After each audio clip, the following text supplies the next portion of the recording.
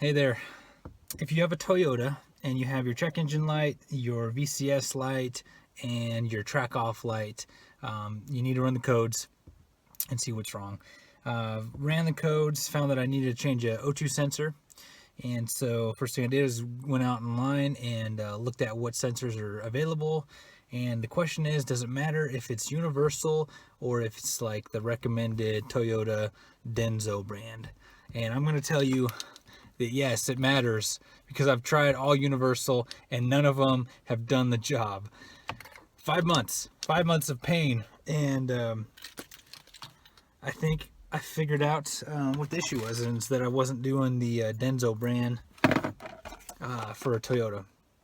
So this has been very painful. I've changed out gas cap, changed out the air filter, just like doing everything I can, because I changed out all the sensors, changed out some spark plugs, and finally I'm like, well, maybe I need to not be cheap and actually get the Denso brand, what was in there already. So I have to change that out tonight and see if that'll work. This will be the final test.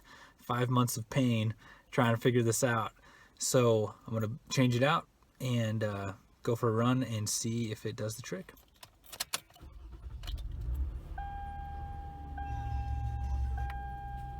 Wait for it.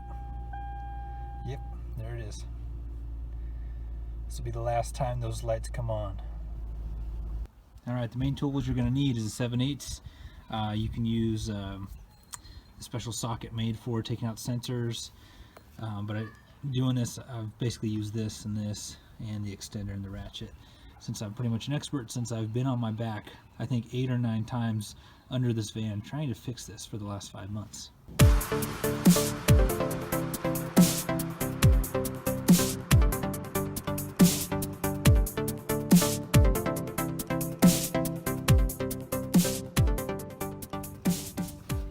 Alright, here's some light.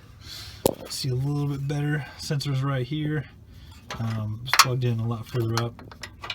I tried to use the special socket, but I couldn't really get good leverage, so hopefully I have the 7/8 wrench that I can get over the wire.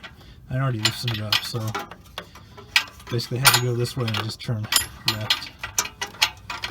Just gotta pop it out. There we go. So that's what it's supposed to, this style, and that's the Denso style. It's just old and wore out, so we're gonna switch it out.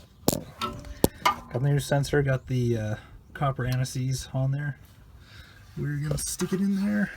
Again, don't get any of the antices on the tip, just on the threads. I probably could have put a little bit more in, but it's okay.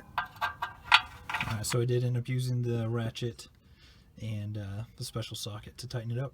Worked out well. Alright, the sensor's in there. Time to start it up and take it for a run. Alright, got it changed. That took probably 10 minutes. The first time I did that, it probably took me 30-40 minutes. So I'm going to take it for a ride. I try to get it up pretty quick, up to 50 miles an hour. That seems to help trigger, if there is going to be a code, it seems to trigger that. So I'm going to take it for a ride and see what happens. Alright, so something I always do is I make sure I turn off the engine for 10 seconds or so. Then I'll plug in the sensor, turn the engine back on, and see what happens. No codes are detected or currently stored. So that's great. All right, so that's good news. It's finally fixed. This has been such a pain.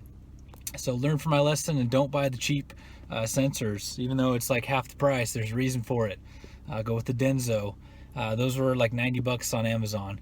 I'm sure Nathan can put the link in the description below, so you can check out the sensors I got for that. Bank 1, sensor 1 was the one I replaced underneath, kind of on the back part of the engine. Bank 2, sensor 1 is going to be on the front of the engine. And yeah, just go with the name brand for that. If you haven't already subscribed to Nathan's channel, definitely subscribe. He's got good content, and he's continuing to put out more and more content, and he's very knowledgeable. So check it out. If you are into hunting, any kind of outdoor product reviews, all that kind of stuff, check out my channel. It's the Open Country Hunter. Got a lot of good stuff there too. So thank you. Have a good day.